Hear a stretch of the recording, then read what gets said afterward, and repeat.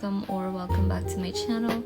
Today we are doing another laid-back watercolor sketch, but while I'm doing that, I also want to take the time to review my Sakura watercolor pocket filled sketch box.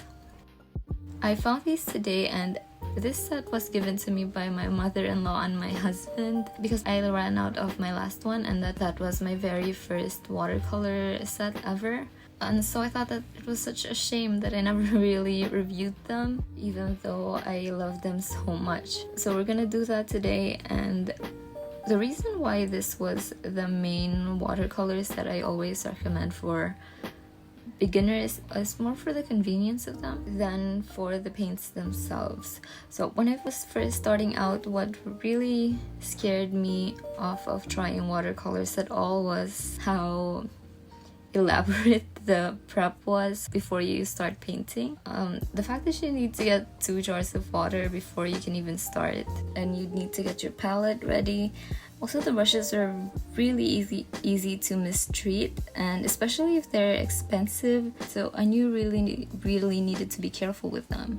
And so right away I was gonna need a set that would be more convenient for one and handy when I want to draw, because I'm someone who has the urge to create at very short windows of time, so I always had to seize it when it comes. And also I'm just really lazy, so I always really scared that every time I'd want to paint, I'd get turned off by all the prep work needed, and so I wouldn't paint at all. So from the start, I was looking for these travel sets. I saw these, and at the time they weren't really expensive. I believe I got these for 800 pesos, which is around 16 US dollars, and or 24 colors. And the fact that it's also really handy made it a really good deal for me. By the way, you guys see me taking some excess water out with my fingers because I don't really want it to pool on the paper, because I'm using non-watercolor paper for this. This is my regular sketchbook paper, and I don't want it to ruin my paper. To this day, I still think that I love it for what it is and for everything that I loved it for before.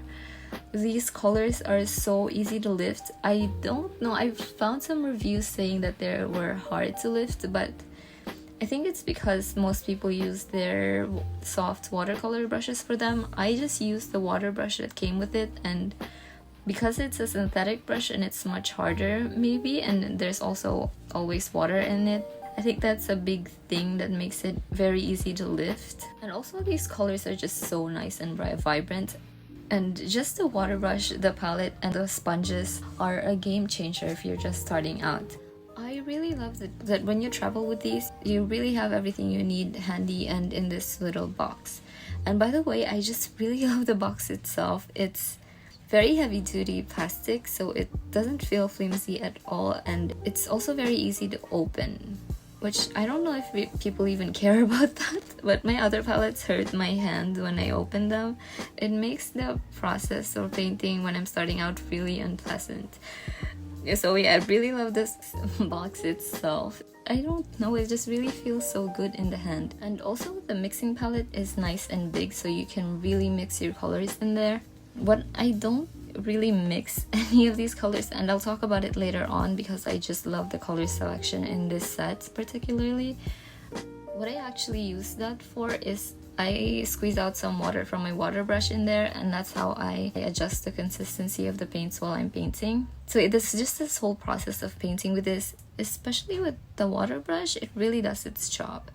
Unlike some other water brushes that actually suck paint water in after you squeeze them, this one doesn't do that, and I think it could be a quality with most synthetic brushes, but it's very easy to clean this one because it doesn't hold a lot of water. It does stain a lot, but it still is easy to clean.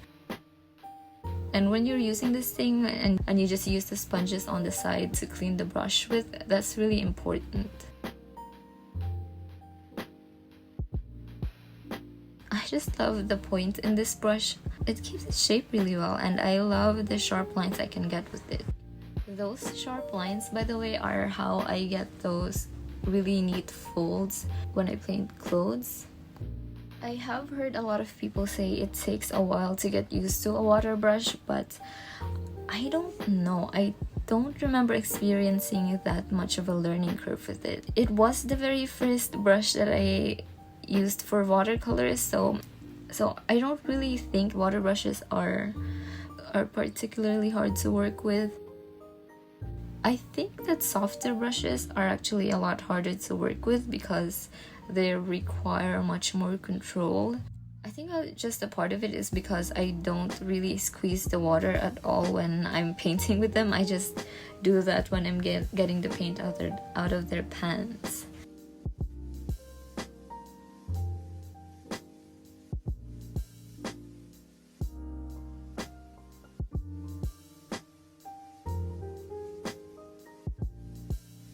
Something that I really love about the 24 colors set that I don't really see mentioned too much is the color selection.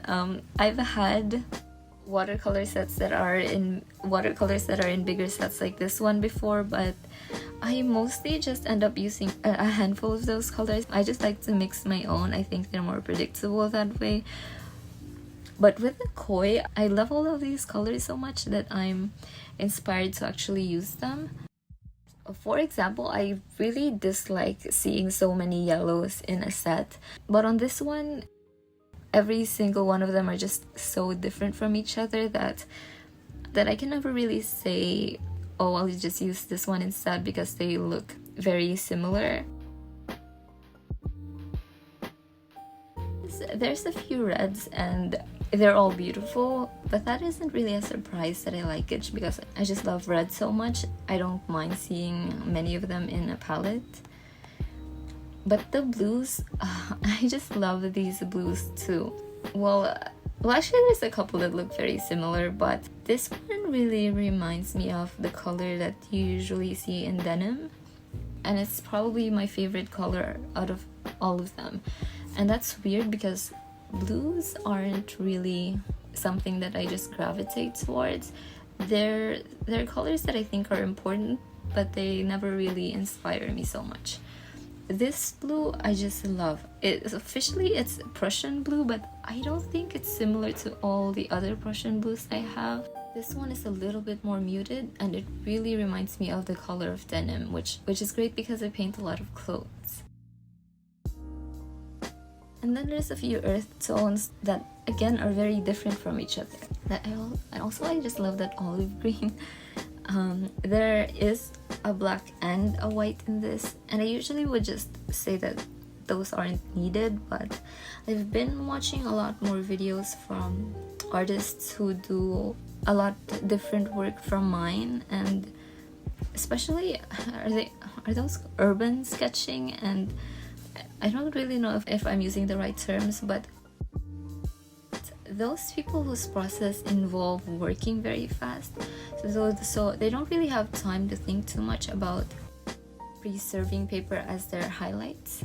Especially with placing masking fluid, it takes up some time and a lot of their work is instinctive, so doing all that really just disrupts their workflow, and so they opt for using whites for their highlights in the end. And it made me realize how much I underestimated the color white in a set. I still don't think it should be in a very limited color palette, but for palettes like this where you're meant to use it when you're traveling and do a lot more impulsive painting with it, the white is severely underrated. The same goes for the black. It's a color that makes it very easy to get very dark values with, so again, it's something that I haven't really thought about. And overall, just the colors in these are all so inspiring.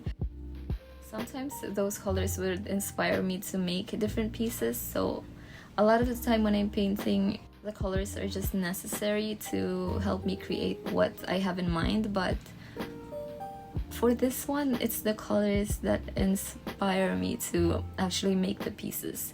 I don't know if I'm making any sense, but it leads me to my main issue with the koi, is that these colors can get chalky, and I don't know if you guys can see it, but it looks like paint has just dried chalky on top of the paper. With other artists' grade watercolors, they you don't really notice the paint when it's dried on top of the paper. It just seems like it's melted onto the paper. But yeah, for this one, they can be a little bit chalky. They don't rub off, but it just makes the layering a not so nice experience. When I was first starting out, I have done a lot of paintings with a few layers on them in the past, but I couldn't really get as many layers as with my other watercolors right now. This is the main reason why I use my non-watercolor paper with my kois. It's because I know I'm not gonna want to do so many layers anyway. But these paints are just so vibrant, and the color selection is so inspiring that I don't really think I need to most of the time. I just really use it for different kind of works than my other watercolors, which is also great in its own way. And so I use it for my sketchbook watercolor pieces where I do my brush pen work on top, and that is something I do a lot. So that's why I also really love the koi.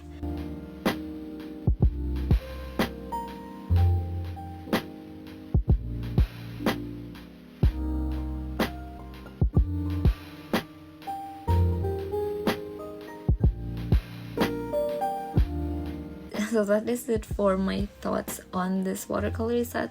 I hope you guys liked it. Stay tuned for my hair tutorial, which is coming up next. Thank you guys for watching, and I'll see you again soon.